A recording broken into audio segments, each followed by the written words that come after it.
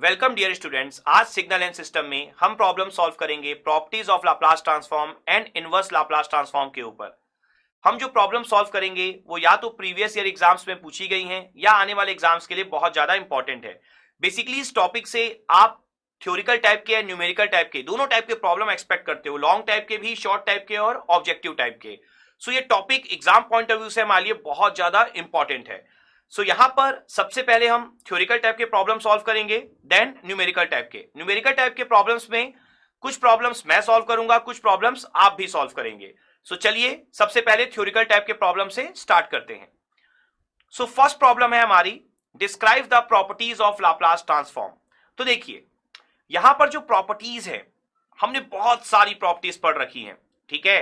Time shifting, time scaling, time reversal, इसके अलावा multiplication bye T, differentiation property, integration property, convolution property, बहुत सारी properties है हमारे पास। तो आपको सारी की सारी प्रॉपर्टीज, ठीक है, जो भी 10, 12, 15 प्रॉपर्टीज हैं, सारी की सारी प्रॉपर्टीज आपको वन बाय वन शो करनी होगी, जैसा हमने एलएम में पढ़ा हुआ है। आप अपने नोट्स ओपन करके देख सकते हैं। और मैंने आपको एलएम में हर एक प्रॉपर्टी के साथ एक से दो एग्जांपल दिए हुए हैं, ठीक है।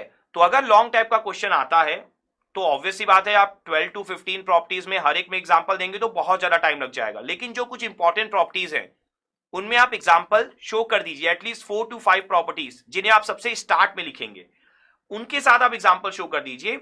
जो बाद की प्रॉपर्टीज है उन्हें आप डायरेक्टली लिख दीजिए, इससे आपको बहुत अच्छे मार्क्स मिल जाएंगे। नाउ जो सेकंड है हमारा, सेकंड क्वेश्चन है हमारा, describe inverse Laplace transform.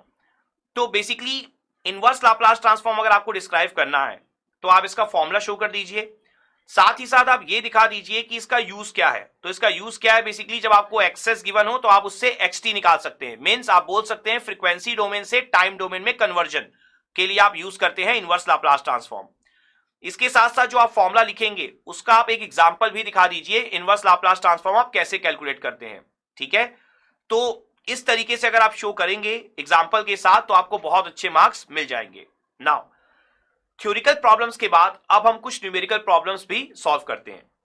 So first problem है हमारी, use the convolution theorem to find the Laplace transform of yt which is convolution of x1t and x2t if x1t e की power -3t ut and x2t ut -2। तो basically आपको यहां पर x1t x2t दिया हुआ है आपको, और आपको इन दोनों का कॉन्वोल्यूशन परफॉर्म करके yt का कैलकुलेशन करना है, ठीक है। और कॉन्वोल्यूशन थ्योरम ही आपको यूज करना है, जो लाप्लास का कॉन्वोल्यूशन थ्योरम है। तो आप नॉर्मल एलटीआई सिस्टम के कॉन्वोल्यूशन प्रॉपर्टी से सॉल्व इसे नहीं कर सकते हैं। तो यहां पर अगर हम लाप्लास ट्रांसफॉर्म लें बोथ साइड तो आप क्या लिख सकते हैं, ys is equal to x1s into x2s।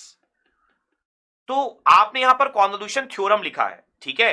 तो आप डिफरेंट कलर यूज करके पेन का सबसे पहले ये शो कर दीजिए कि कॉन्वोल्यूशन थ्योरम होता क्या है, ठीक है। कि xt कॉन्वॉल्व विद आपने ht किया या x1t कॉन्वॉल्व विद x2t किया तो उसका लाप्लास ट्रांसफॉर्म आपका क्या होगा, जो मैंने यहां पर आपको शो किया है। तो सबसे पहले आप वो लिख दीजिए, इसके बाद आप सॉल्व करना स्टार्ट करिए। तो अगर आप देखेंगे जो x1s है वो आपका क्या हो जाएगा, e की पावर -3t ut का लाप्लास। इसका फॉर्मूला आपको डायरेक्टली पता है, 1/s+3 इंटू जो x2s है आपका वो कितना आता है, ut -2। तो देखिए ut का आपको डायरेक्टली पता है, ut का क्या होता है 1/s, और t -2 means time shifting property, तो इसका आप क्या लिख सकते हैं, e की पावर -2s। क्लियर। लेकिन मैं आपको बार बार जो सजेस्ट कर रहा हूं कि जब भी आप कोई प्रॉपर्टी इस्तेमाल करें आप उसे डिफरेंट कलर पेन का यूज करके जरूर शो कर दें, ठीक है। बेसिकली आपने यहां पर कौन कौन सी प्रॉपर्टी इस्तेमाल की है, टाइम शिफ्टिंग प्रॉपर्टी, इसके अलावा आपने यहां पर e की पावर -80 ut का स्टैंडर्ड फॉर्मूला यूज किया है, इसके अलावा आपने यहां पर ut का स्टैंडर्ड फॉर्मूला यूज किया है।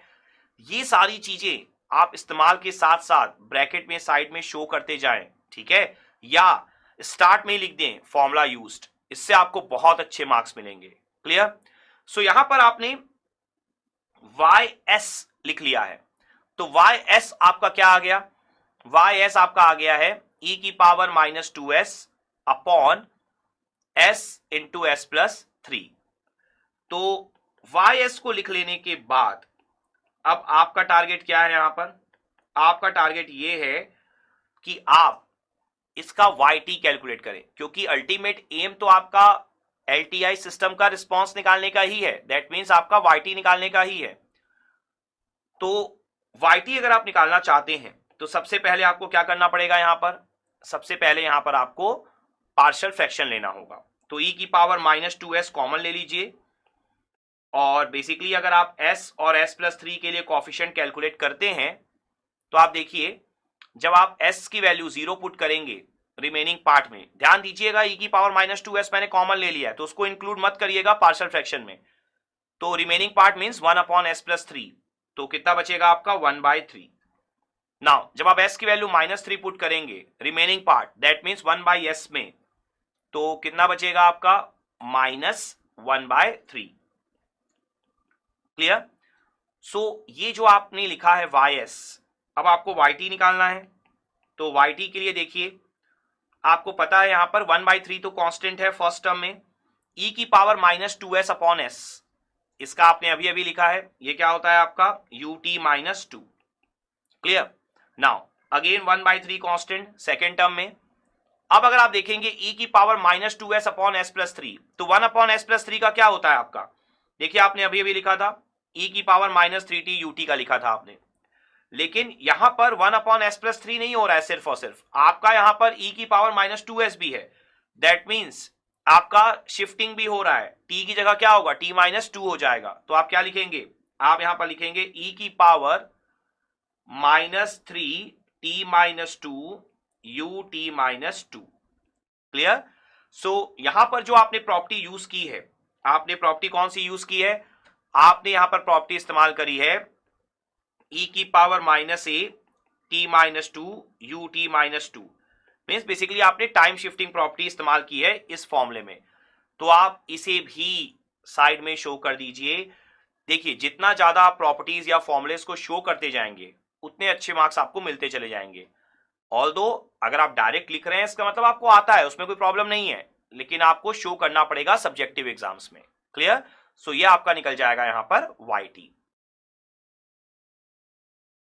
नाउ सो जो हमारा नेक्स्ट क्वेश्चन है उसमें आपको एक ट्रायंगुलर पल्स गिवन है, और इस ट्रायंगुलर पल्स के लिए आपको यहां पर लाप्लास ट्रांसफॉर्म कैलकुलेट करना है। देखिए, ये जो ट्रायंगुलर पल्स हमें गिवन है इसका एनालिसिस हम बहुत बार कर चुके हैं, स्टार्टिंग के लेक्चर्स से हम कर रहे हैं कि ट्रायंगुलर पल्स को आप ऑलवेज रैम के फॉर्म में रिप्रेजेंट कर सकते हैं, और अगर आप ट्रायंगुलर पल्स को रैम के फॉर्म में रिप्रेजेंट कर देंगे तो उसके बाद आपको पता है रैम का लाप्लास ट्रांसफॉर्म जस्ट 1/s² होता है, तो काफी इजी क्वेश्चन होगा हमारे लिए। तो हम सबसे पहले यहां पर रैम के फॉर्म में रिप्रेजेंट करते हैं, उसके लिए हमें क्या चाहिए? स्लोप चाहिए। तो स्लोप आप देख सकते हैं कि आपका जो फिगर है वो t/2 के रेस्पेक्ट में सिमेट्रिकल है, 0 से t/2 फिर t/2 से t। तो आपको भी पता है कि अगर आप किसी एक की स्लोप निकाल लें एक लाइन की, तो दूसरे लाइन की स्लोप ऑटोमेटिकली उसका नेगेटिव हो जाएगी। ठीक है, तो हम यहां पर 0 से t/2 तक की स्लोप निकाल लेते हैं। तो आप देखिए, अगर हम स्लोप निकालने के लिए जाएंगे तो ये पॉइंट क्या होगा? 0,0, और ये पॉइंट हमारा कितना बन जाएगा? x है हमारा t/2 और y है हमारा 1। ठीक है, तो जब आप इसकी स्लोप निकालेंगे तो हमें पता ही है x1 y1 x2 y2। Clear? सो यहां पर आपकी जो स्लोप है वो कितनी आ जाएगी? y2 minus y1 x2 minus x1। तो आपकी जो स्लोप है 1 minus 0 divided by t/2 minus 0। तो स्लोप हमारी कितनी आ जाएगी यहां पर? 2/t। तो आपने यहां पर स्लोप शो कर दी 2/t, तो ये स्लोप क्या हो जाएगी? Negative -2/t। क्लियर? सो अब आप यहां पर लाप्लास ट्रांसफॉर्म लिख सकते हैं। तो सबसे पहले आपको अब ft को रिप्रेजेंट करना होगा। तो यहां पर जो आपका ft हो जाएगा वो कितना हो जाएगा? देखिए, स्टार्टिंग पॉइंट क्या है आपका? 0 है, t = 0, तो आप क्या लिखेंगे? 2/t rt, क्योंकि इस पॉइंट पे आपकी 2/t स्लोप ऐड हो रही है। उसके बाद अगर आप देखेंगे t/2 वाले पॉइंट पे क्या हो रहा है? आपका स्लोप 2/t से -2/t पहुंच रही है। दैट मीन्स अगर आप 2/t से -2/t जाना चाहते हैं तो आपने t/2 पर कितनी स्लोप ऐड की होगी? -4/t। 2/t -4/t, आंसर क्या हो जाएगा? -2/t। क्लियर? सो -4/t किस पॉइंट पे? t/2 पर, तो t - t/2। ठीक है।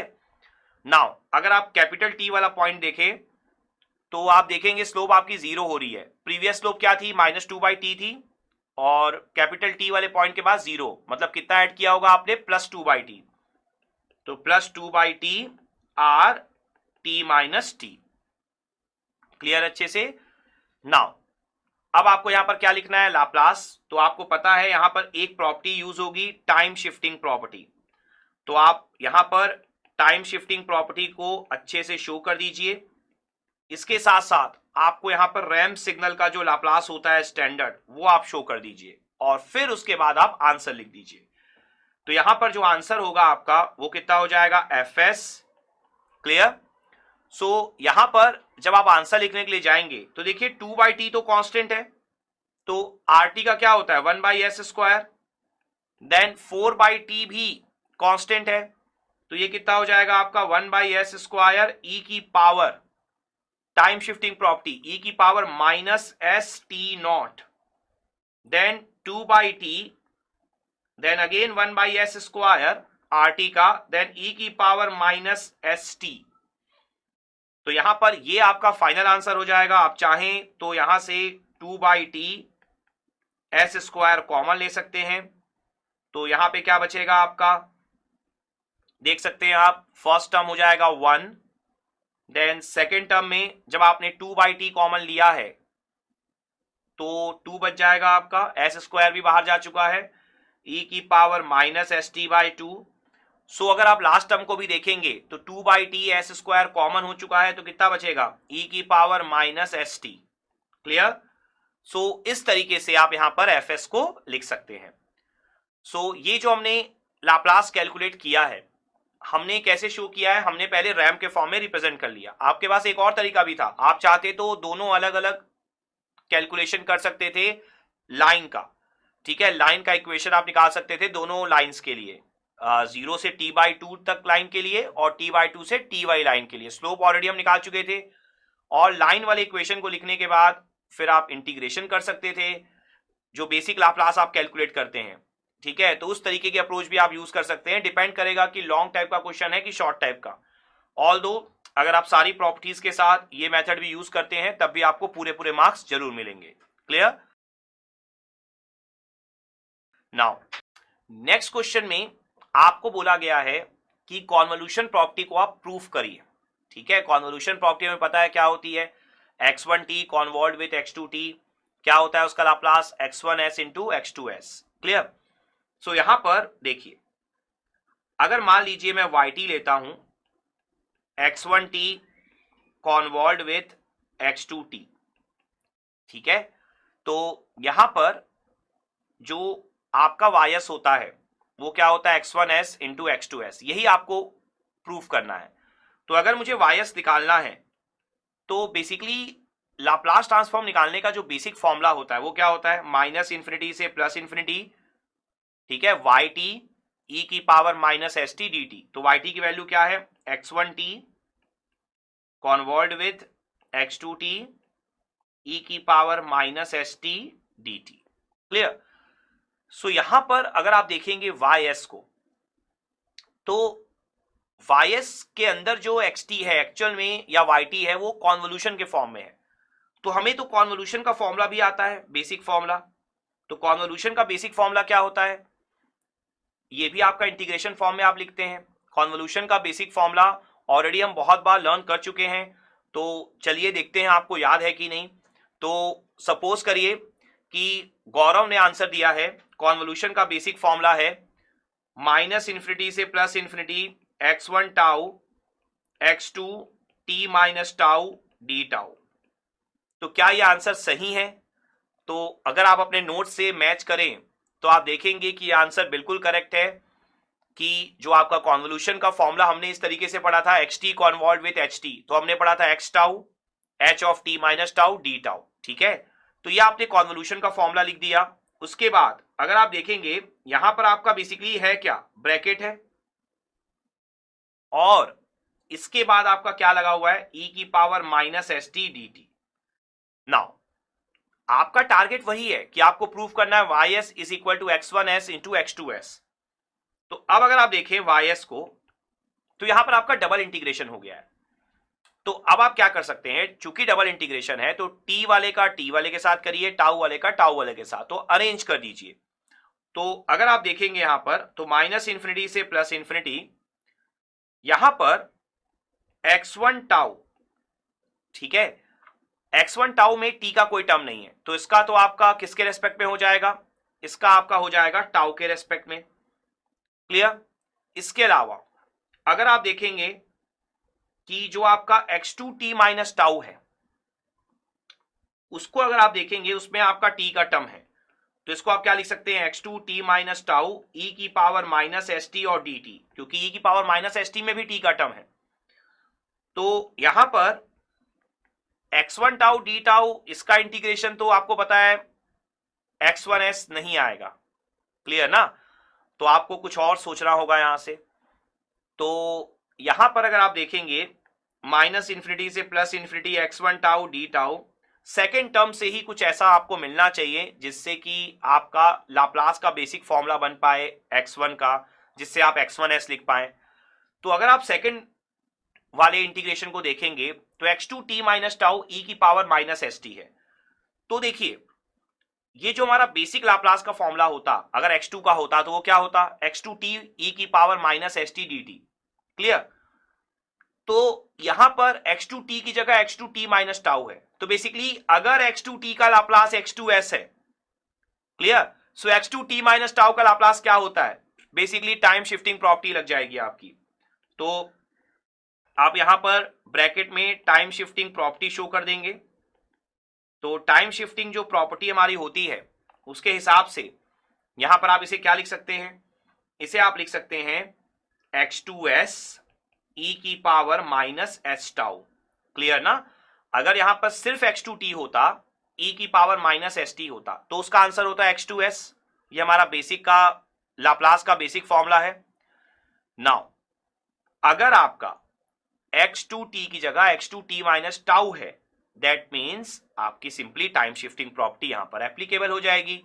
तो अब अगर आप देखें तो ys जो है आपका, उसमें x2s तो आपका आ चुका है। क्लियर। और x2s को आप आउटसाइड रख सकते हैं। क्यों आउटसाइड रख सकते हैं, क्योंकि उसमें आपका टाउ का कोई टर्म नहीं है, क्योंकि जो सेकंड इंटीग्रेशन आपका जो बचा हुआ है अभी उसमें डी टाउ है, तो e की पावर माइनस एस टाउ जो है उसका इंटीग्रेशन होगा। ये ध्यान रखिएगा, दोनों इंटीग्रेशन एक साथ चल रहे हैं। ऐसा नहीं है कि आपने एक का कर लिया तो उसका आंसर आ गया, अब दोनों का रिलेशन नहीं है, दोनों आपस में मल्टीप्लाई में है। हाँ, रिलेशन कब नहीं होगा, जब टाउ का कोई टर्म ना हो। तो x2s पे देख सकते हैं आप टाउ नहीं है, तो x2s कॉमन हो जाएगा, बाकी जो सारी चीजें बच गई जिसपे टाउ है, तो x1 टाउ e की power minus S tau D tau. तो यहां पर अब अगर आप ys लिखने के लिए जाएंगे तो ये हो जाएगा x2s। अब देखिए अगर मैं आपको बोलूं कि x1t का लाप्लास का फॉर्मूला लिखिए, तो आप क्या लिखेंगे, इंटीग्रेशन माइनस इनफिनाइट से प्लस इनफिनाइट x1t e की power minus s t d T. तो अगर आप देखेंगे तो यहां पर t की जगह बस टाउ है, बाकी सेम फॉर्मूला है आपका, और आपको भी पता है इंटीग्रेशन में वेरिएबल को चेंज करने से कोई फर्क नहीं पड़ता है। तो बेसिकली ये क्या है आपका x1s। तो आप देख सकते हैं यहां पर आपने प्रूफ कर दिया कि x1t कॉन्वॉल्व विथ x2t का जो लाप्लास होगा वो कितना होगा, x2s इंटू x1s। क्लियर अच्छे से। नाउ सो आई होप आपको ये सारे के सारे क्वेश्चंस, चाहे वो न्यूमेरिकल टाइप के क्वेश्चन हो चाहे वो थ्योरिकल टाइप के क्वेश्चंस हो, बहुत अच्छे से क्लियर हो गए होंगे, और आपको ये समझ में आ गया होगा एग्जाम में आपको किस तरीके से आंसर्स लिखने हैं जिससे आपको बहुत अच्छे से मार्क्स मिल पाए। और आई होप इनसे रिलेटेड कोई भी क्वेश्चंस आएंगे आप बड़े आराम से एग्जाम में सॉल्व कर पाओगे और अच्छे से अच्छे मार्क्स स्कोर कर पाओगे।